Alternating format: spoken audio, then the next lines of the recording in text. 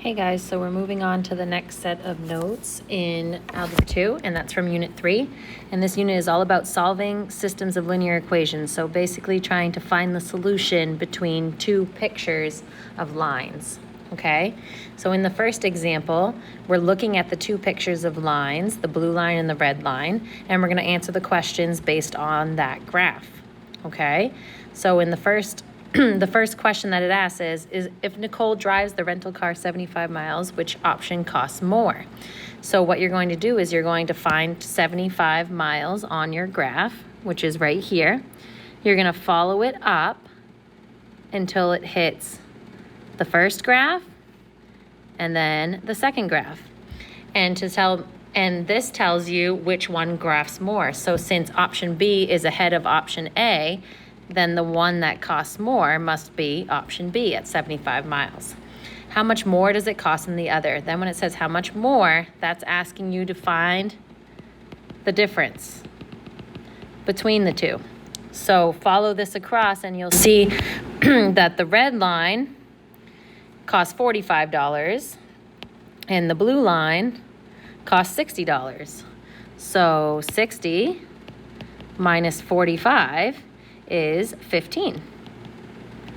So how much more does it cost? $15. Okay?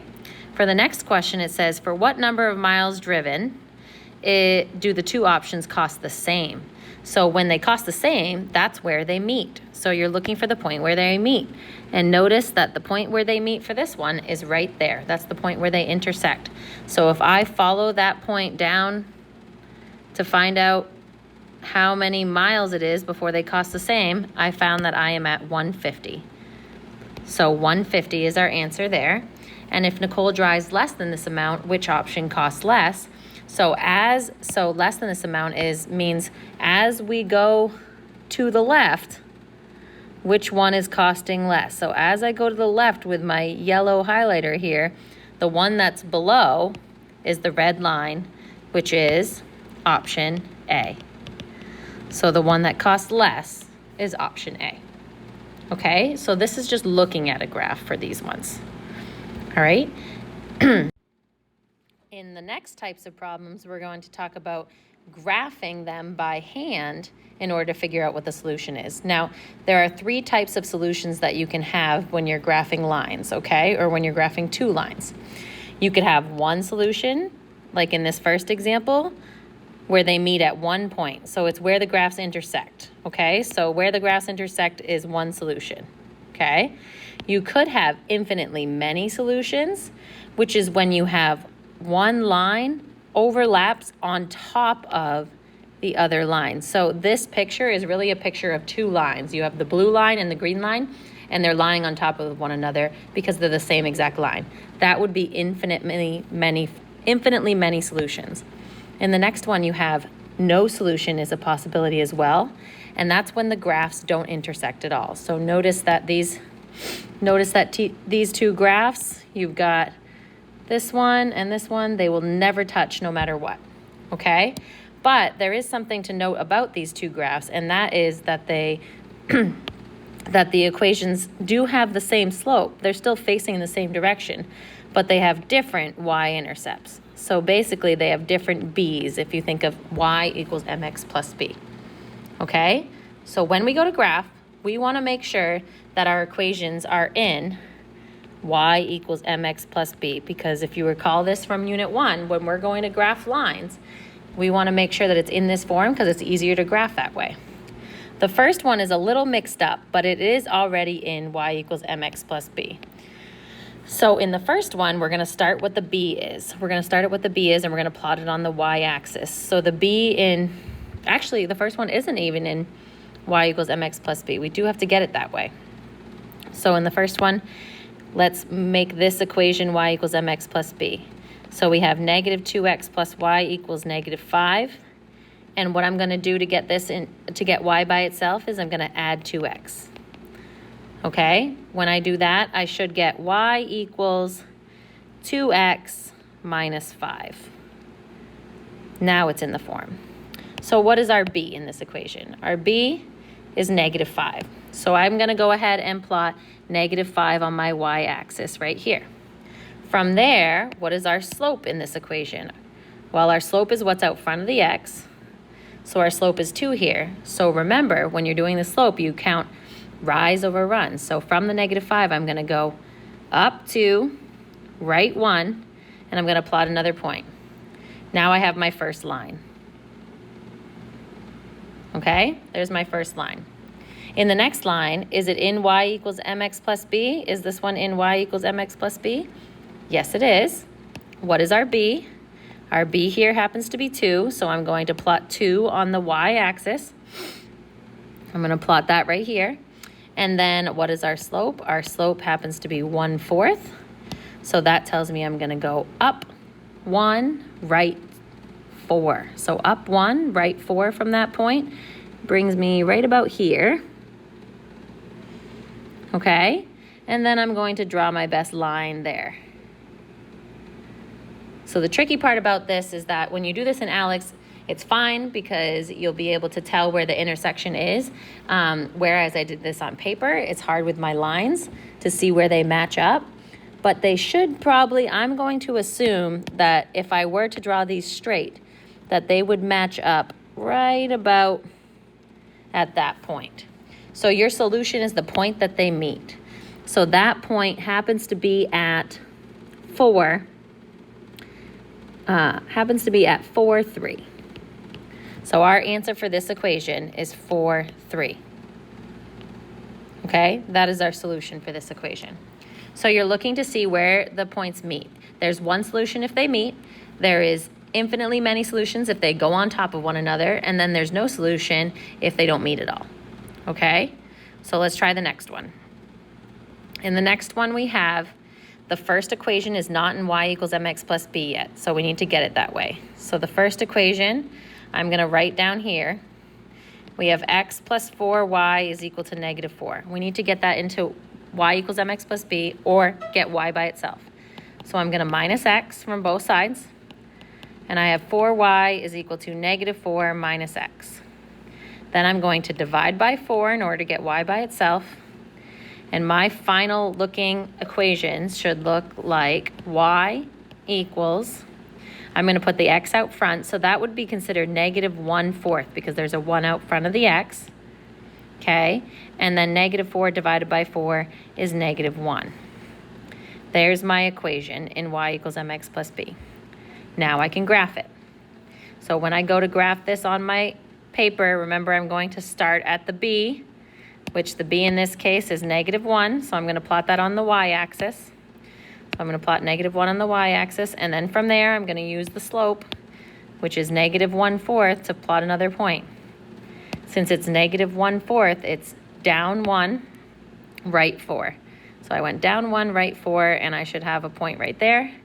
And if I draw my line as straight as I can, it should go through those 2 points. In the next line, it's already in y equals mx plus b, so you just have to plot it. So remember the b is -1, so I'm going to plot 1 also at -1 for this one. And obviously the slope is the same as my other slope, -1/4. So this line is going to be on top of the other line. So remember, when they're on top of one another, then your solution is infinitely many. Okay? If the lines go on top of one another, then your solution is infinitely many. All right, let's look at how to solve these using a graphing calculator. So you can use a graphing calculator to solve these system of equations as well. So if you have your graphing calculator, all of the steps are written right here. So the first step that you do if you want to solve using a graphing calculator, which is one of the topics that you have in ALEKS, the first thing you do is you hit the y equals sign. So on my graphing calculator that I have here, I'm going to hit y equals, and make sure that you clear anything out that is already in there. And then you're going to enter the equations for y1 and y2. Okay, so you hit y equals and then you enter the equations in. So our equations are down here. Our equations are written down here. -2 x minus 5. So I'm going to put -2. I'm going to hit the x button, -5. And then I'm going to hit the down arrow and I'm going to put in 5x plus 6. When I do that, once I do that, I'm going to move on to the next step, and I'm going to press zoom 6 so that I can see it on my calculator. So I'm going to hit zoom 6, and it will start to graph it for me. Okay? It does say in the next step that you may need to adjust your window to see the point of intersection, but for this particular one, I do see it. Then, this is the most important piece here. This is how you actually solve or get an answer from your graphing calculator for a solution for this set. So every time when you're trying to find a solution, when it's already graphed for you, you hit second, which is the blue button in the top left-hand corner, trace, 5, enter, enter, enter. You have to hit enter 3 times. And when you do so, just like in this picture, this over here is what it will show in the calculator. So that shows me that my intersection, okay, the point where the two lines meet is x equals negative 1.57. We can keep it to the nearest hundredth. So negative 1.57, comma, y is negative 1.86 if I were to round that up. And that's your answer that you have to input into Alex. So that's how to do it on a graphing calculator. And then the last part of these types of problems is that we are going to have to write our equations based on the graph. So writing equation is working backwards. Very simple because of the fact that you should be able to find your slope, which is your m in your equation, and your y-intercept, which is the point on the y-axis, pretty easily, okay?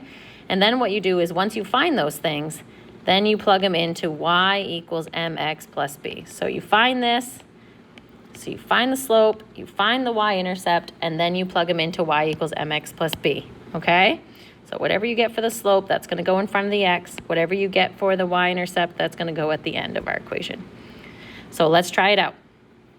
Let's start with the equation, this bottom line, okay? So this bottom line, if I start with that one, I'm going to figure out what the slope is first. So I'm going to count how many down did I go and how many right did I go until I got to the equation. Until I got to the other point on the line. I went down 2 and right 4, right? So that tells me that my slope of this equation is negative 2 over 4, which can be reduced to negative 1/2. So the slope of this equation is down 1, right 2, okay? Now, the y-intercept of this equation is the point on the y-axis. So I know right off the back that my point on the y-axis is right here, and that's at negative 4. So that tells me my b is negative 4. Now I can write my first equation. Y equals my slope, which is negative 1/2, x, my b, which is negative 4, minus 4. All right, now let's do our second equation. So our second equation, I'm going to have to count how many down did I go, how many right did I go. So if I'm starting at 6, I went down all the way to negative 6. So I went down 12, and then I went right 4 as well. So my slope for this second line is negative 12 over 4, which is negative 3. So the slope of that line is negative 3. The y-intercept, remember, is the point that's on the y-axis. So that's right here, and that's at 6. So now I can write my equation. Y equals, the slope is negative 3, x plus 6, because that's my y-intercept. Okay, so that's writing them. You have to find the slope and the y-intercept first, and then you plug it in. Okay? And then the last one says identify solutions to system of linear equations. So now what you're doing is you are literally just plugging in the numbers. So you're plugging in. So all of these x's and y's, you're going to plug into both solutions, okay? If it doesn't work for any of the solutions, then you have no solution, okay? If it works for one but doesn't work for the other, it's still no solution. So we still have to plug it in, okay? So in this one, we have the first equation is y equals 2x minus 8. And the second equation is 3x minus 2y equals 7. So I am plugging my numbers into both of these equations every time.